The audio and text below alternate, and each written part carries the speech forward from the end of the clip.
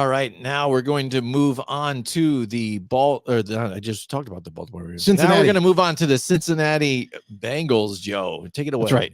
The Bengals, here's the other thing too, is we just kind of very briefly talked about Joe Burrow. Joe Burrow, being very vocal like he is right now, he's also answering a lot of questions about his health and a few OTAs. And I know there's no pads on, there's no physicality. And obviously quarterbacks aren't getting hit intentionally yet until we see preseason games. But from all health concerns, they've all been alleviated. Like his wrist, his legs, his ankles, like everything, nothing is sore anymore. He looks amazing throwing the football. His mechanics are down.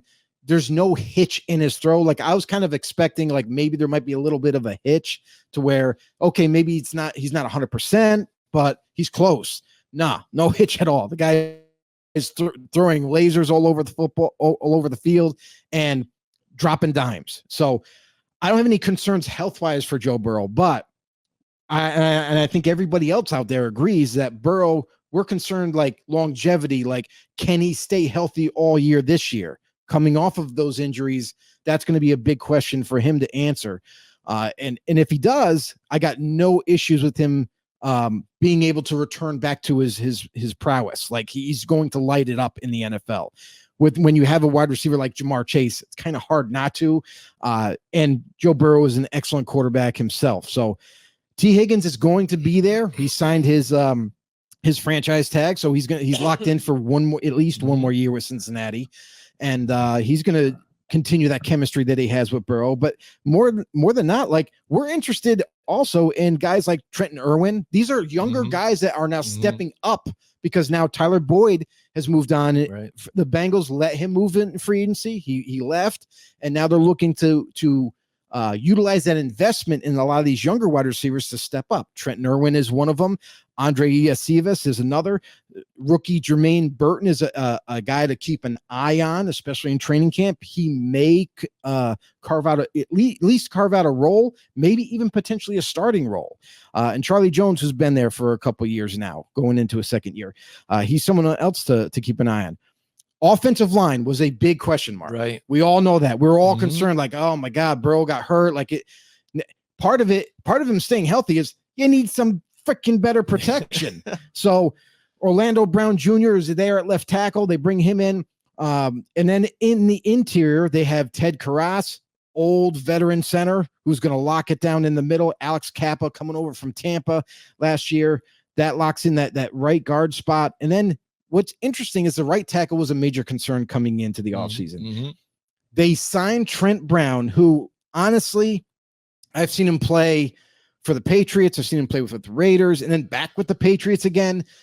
The guy has untapped talent. He could be one of the best tackles in football. The problem with him is that I just feel like he's lazy. I feel like he just doesn't have the drive, and he's always injured all the time. So Trent Brown is penciled right now at right tackle. Now, whether they can figure out a way to keep him healthy, I think he would be an excellent signing and an excellent addition, but more times than not, I don't think he's going to stay healthy. So they did draft another right tackle, and Amarius Mims, who is a juggernaut of a right tackle. Now, he's a little bit raw, so he's going to have to take some time to develop, needs to get a little bit stronger for the next level, but man, is he athletic. Huge tree branch arms, super athletic, can move sideline to sideline like super quick. This guy has it all. He just needs to put everything into one basket and keep pushing forward. So as long as he develops well for the Bengals, I feel like even if Trent does get hurt and Amarius Mims has to get into the lineup, I think they'll be just fine. So yeah, I feel like they've addressed the offensive line very nicely this offseason, knowing Burrow was coming back. And the one big question mark, though, that I will say about the offense isn't any of the positions I named, but running back. Joe Mixon now is gone. He's in Houston. And you bring in the likes of Zach Moss, who, I get it. Zach Moss did a good job for the Colts last year when he was called, his number was called upon and in place of Jonathan Taylor, and he did a good job. But to bring him in as the featured back for your Bengals offense, I don't think he's starting caliber type of a running back. He's nothing like Joe Mixon. He's not that much of a playmaker. I think he's just an average running back. And then behind him, you have other guys that are going to be vying for that job too, that are going to be pushing him. So I just would have liked to see either them re-sign Mixon, or there was a lot of free agent running backs out there that could have been signed that could have replaced him as a starter. So my one concern is running back right now. I don't think they're going to get the same playmaking out of a guy like Zach Moss. So that's one thing I'm concerned about. Yeah, I'm going to voice the same opinion on that one too. I mean, that was the thing I was going to bring up, the fact that Zach Moss, where you lose your running back, and then this is what you bring in. I mean, that's a big loss for them at the running back position, and they don't have anybody here to match what they had. You know what I mean? Because that's the one thing. If this offense did happen to get a little sluggish on if Joe Burrow was getting pressured because he was, and getting attacked and sacked, they had that luxury to run it off and make some plays and get the offense going that way in the running game with Joe Mixon. I don't think Zach Moss is really turning it up that much here for them. That's why I think Joe Mixon, when he went to do the Texans, I think was a major win. You know what I mean? So, oh my goodness. So that's what I mean. The rich get richer. And you could see it here. Like you said, their main focus in this offseason was to take care of Joe Burrow. And they did that with the offensive line and bringing in all these cats here and some veterans here to try and protect him. That was their main objective, because Joe Burrow is everything here. They paid him the money. He's now had his second injury that's ended his season. It was kind of a weird one this year, a little different with pulling that thing in his finger there or whatever. But more than, nonetheless, still an injury. So he is their main asset. They want to keep going here and keep him healthy. Because even though Brown, let me tell you, Jake Browning did a very good job when he was filling in. I mean, the one thing you do ask of your backup quarterback is to try and keep this team afloat at least. And I think he was performing well as a backup here for Joe Burrow. So shout out to Jake Browning for the Bengals too, as well, for that backup role.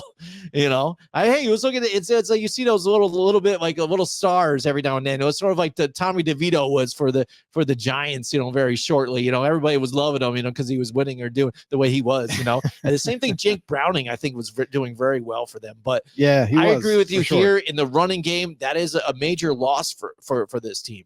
Yeah, it was. Tight end situation. I really feel they didn't have to go and get Mike Gesicki. I would have been happy if I was them just to stay with Drew Sample. The reason why and Tanner Hudson. They needed better depth. They didn't have enough there, and they knew it. Like the Bengals were even looking at possibly trading up to get like Brock Bowers in this year's draft, because he's such a difference maker. And they were like, oh, well, if we get him and we couple him with the receivers that we have, like, man, our offense could be unstoppable. So they got insurance with Mike Gesicki. They hoped to possibly get Bowers, but that didn't happen. But now they're still okay. They're comfortable with it, because now you have guys like Drew Sample, Mike Gesicki, both receiving threats, Tanner Hudson. Like, there's a lot to like there. You have a very complete position at tight end where now you're not worried about it, even though they couldn't get the guy they wanted or possibly wanted, because you hear rumors all the time.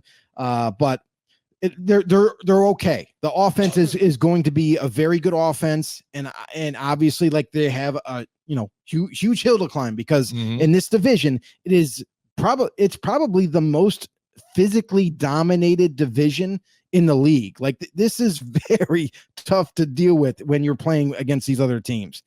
Defensively, I want to say this is another thing too, is like there's still question marks about Trey Hendrickson. We don't know his future right now. We're still waiting. We're still waiting to hear, because we listen, he talked about how he wanted to be traded.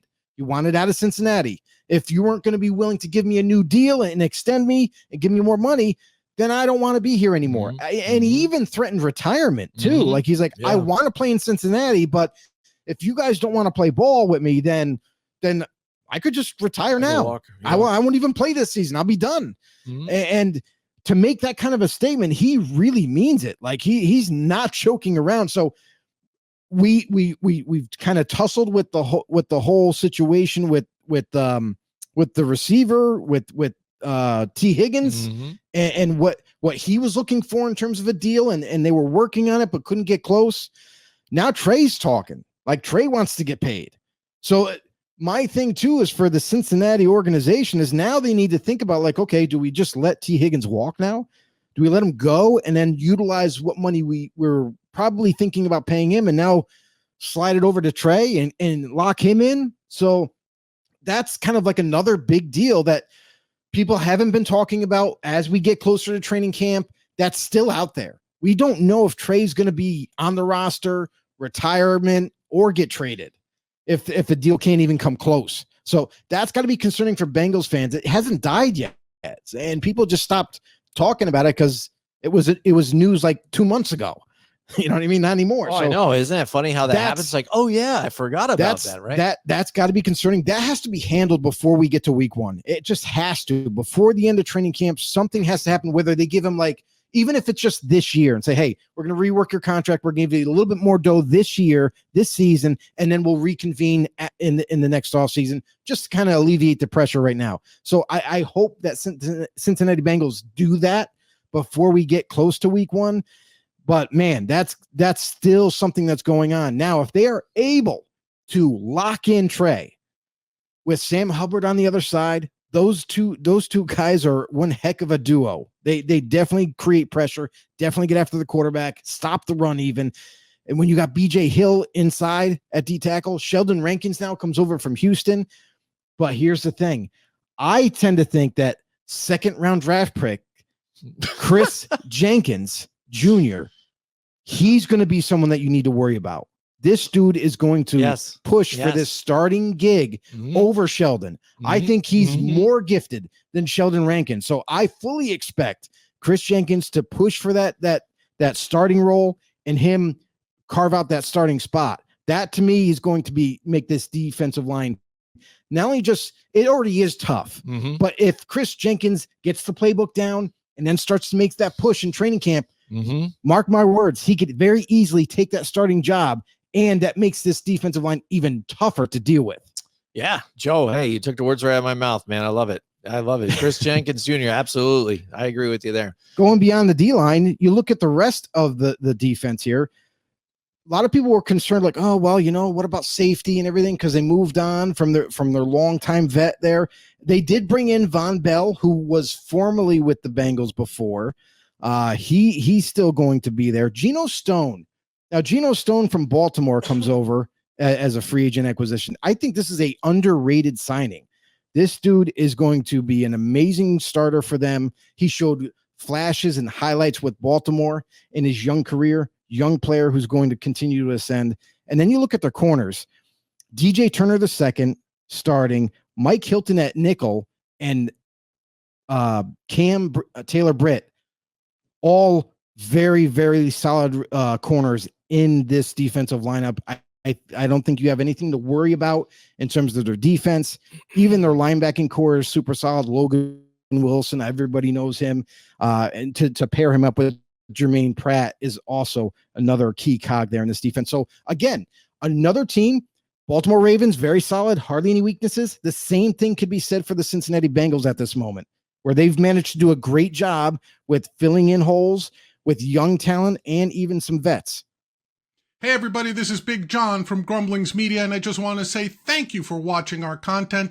If you want to support our efforts here at Grumblings Media, just smash the subscribe button right here, totally free, or just go ahead and consume more of our great content. Click either one of these 2 boxes.